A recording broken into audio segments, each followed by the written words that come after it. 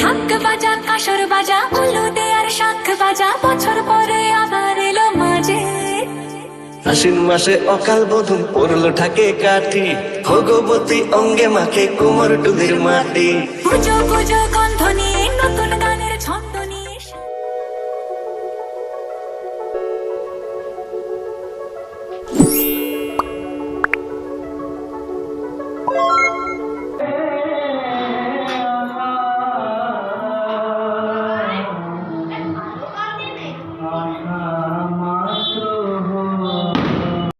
Hi hello শুভ দীপাবলি। তোমরা কেমন আছো? আমি কিন্তু খুব ভালো আছি।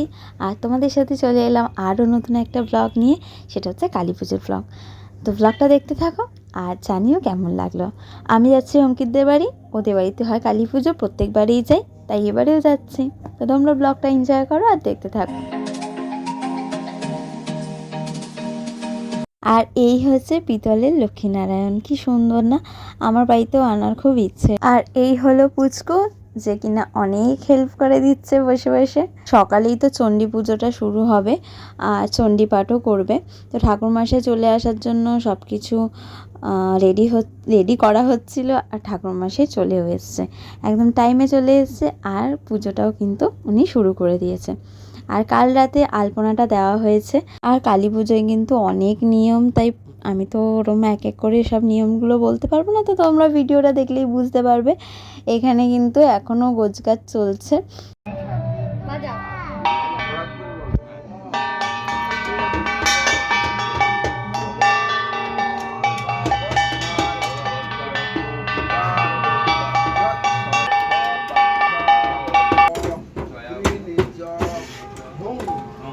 পারছে না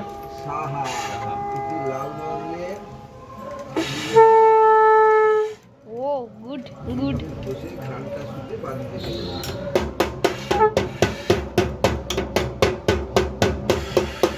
গালটা অতটা ফোলায় না, গালটা ফোলায় না বেশি।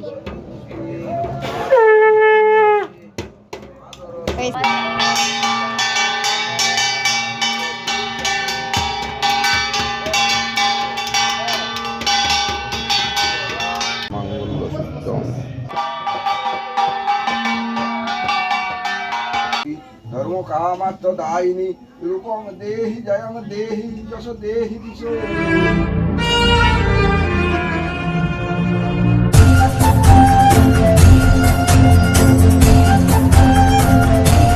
টাটা করে দে। ওদিকে পুজোটা হচ্ছে আর এদিকে হচ্ছে ভোগের প্রস্তুতি। আর এবারে অঙ্কিত দায়িত্ব নিয়ে নিজেই ভোগটা করবে। আমি কিন্তু ভোগের জায়গাটা ছেড়ে একটু ঠাকুরটাও দেখতে এলাম, এখানেও পুজো চলছে, তোমরাও দেখো।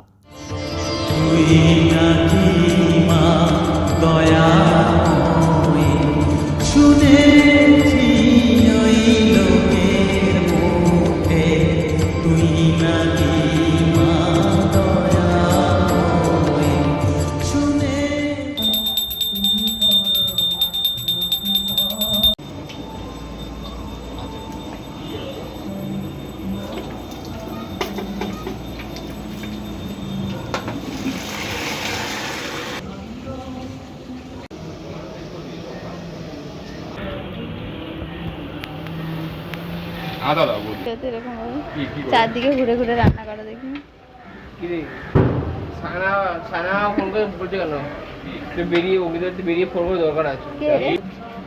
এই দেখো কি সুন্দর রাঁধুনি ঘুরে ঘুরে রান্না করে। ঠিক ওদিকে যাও।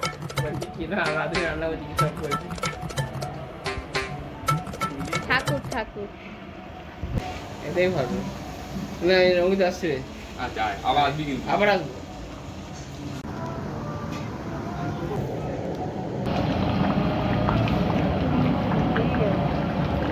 ঠিক আছে তো।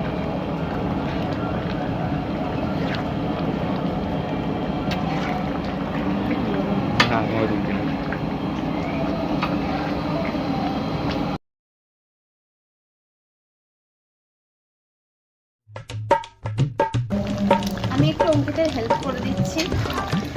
এই আলুর দমটা তো আমিই করলাম, নাড়ানাড়ি করছি। পুরো আলুর দম ডাল করেছে। হ্যাঁ,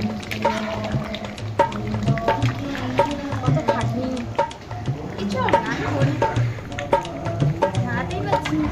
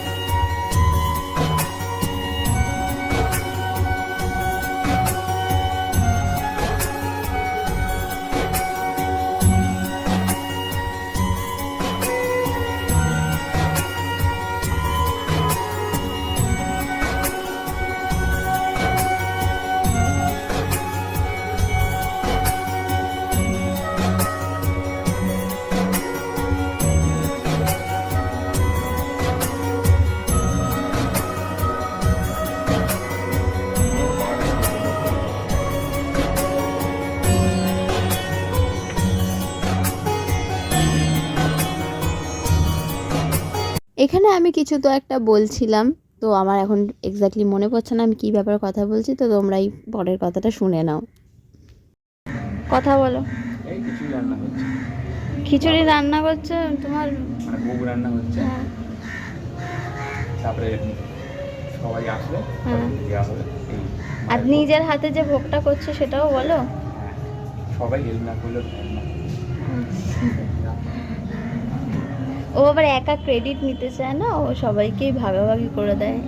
গুণ আছে ছেলেটার মধ্যে। সাবাস সাবাস। ফাইনালি ভোগ হলো। ওখানে আছে আলুর দম, কিন্তু দেখাতে পারবো না। ডেকোরেশন হবে, এখন ফাইনালি ভোগ হয়নি। কিষেন দিয়ে দিচ্ছে নামাক, এই ঘি, সুদ বিশুদ ঘি। ওয়াও,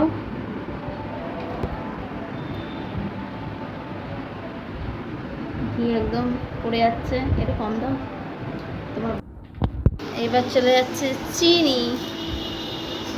চিনি তো, হ্যাঁ চিনি। এই ক্যামেরায় না এটা চিনি লাগছে না, সাবুদানার মতন লাগছে। এখানে লাস্ট টাচা দিয়ে দিল। এটা হচ্ছে সুস্বাদু সুস্বাদু ভোগের খিচুড়ি। আর আমি আলুর দমটাকেও দেখিয়ে দিই। এখানে আছে, এটা হচ্ছে সুস্বাদু আলুর দম। এবার বাড়ি যাওয়ার পালা, আর বাড়ি থেকে সেজে গুজে আসার পালা। 2000 years later. ভালো হয়নি তো, ওটা কিছু করার নেই, শাড়িটাই ওটা ওরকম।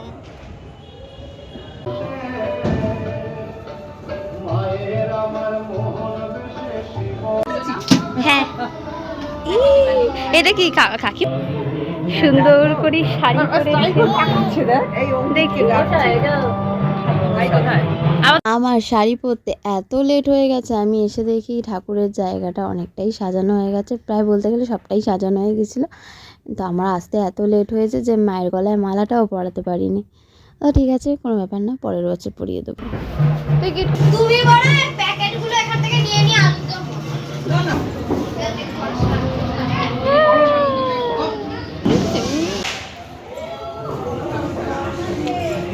এখানে অঙ্কিত বসে আছে, আমি এলাম। চলো তোমাদেরকে দেখাই। দেখেছো কাণ্ড? এবারে আমি এমন শাড়ি পরেছি যে একটু পদ্ম ফুলটাও ফোটাতে পারিনি, আর আমার পদ্ম ফুল ফোটাতে খুব ভালো লাগে। বড় রং মশলা। এই পুচকু, তোর এত বড় বাজি দেখি তো। এটা আমার বাজি, এটা বাজি, এটা তুই তো মাছ ধরতে বেরিয়েছিস রে।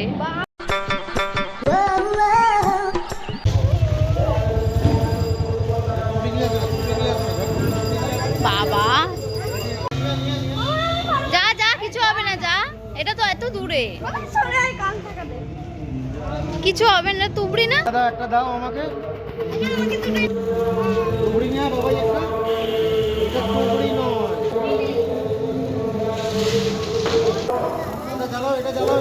পুজো কিন্তু অনেকক্ষণ আগেই শুরু হয়ে গেছে। এখানে ঠাকুরমশাই মন্ত্রপাঠ করছে বলে আমি ভাবলাম কি করব, আর তার জন্য আমি চলে গেলাম মাঠে। ওখানে দেখলাম আমার সব বান্ধবীরা দাঁড়িয়ে আছে, বাজি ফাটাচ্ছে। তো এখানে পূজা শ্রেয়াও ছিল, আর কি জোরে জোরে বাজি ফাটাচ্ছিল। আর এখানে বাবা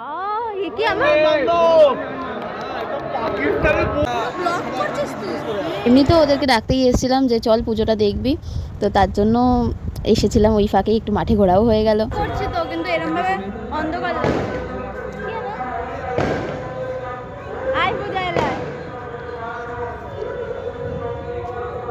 আর প্রত্যেকবারের মতন সবাই ভাবছে আমি ছবি তুলছি, কিন্তু এখানে আমি ভিডিও করছিলাম। আমার টিপ উঠে গেছে। তুই বোঝা যাচ্ছে না, এটা দেখ তাকালে মনে হচ্ছে আমি ক্যামেরার দিকে তাকিয়ে কথা বলছি। আর এখানে পুচকু আমাকে বলছিল আমার একটা বন্ধু বা বান্ধবী এনে দাও যার সাথে আমি বাজি ফাটাবো আর খেলবো, কারণ আমার এখানে কোনো বন্ধু বান্ধবী নেই।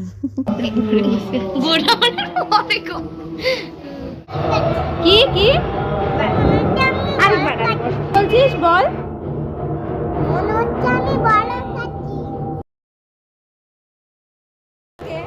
খালি বলছে দেখা যাচ্ছে না। ও আচ্ছা সরি, খালি বলছে খেলবো খেলবো, আর এদিকে আমি শাড়ি পরে আছি, খেলতেও পারছি না। আর ওকে দেখা একা একা গুঁড়ো দুধ খাচ্ছে, আমি না খেয়ে বসে আছি। হ্যাঁ না খেয়ে বসে আমার সামনে না খেয়ে বসে আছে, ভালো করেছে। বেরিয়ে যা। একদম একদম। এ আমার হ্যাঁ দিদিভাই দিদিভাই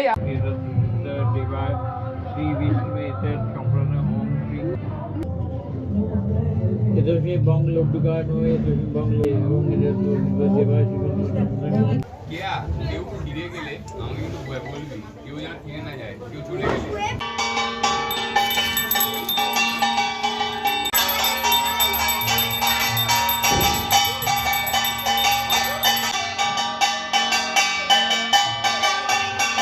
আর এখানে তো 108টা প্রদীপও জ্বলবে, আর তার সাথে সাথে কিন্তু ধুলো পোড়ানোটাও হবে।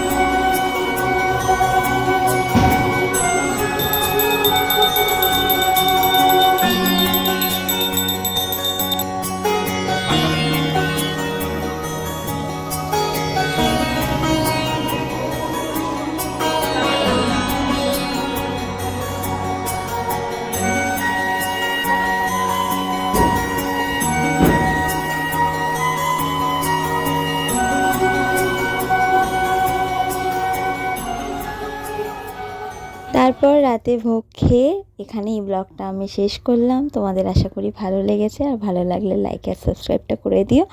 আশা করি আবার দেখা হবে। টাটা।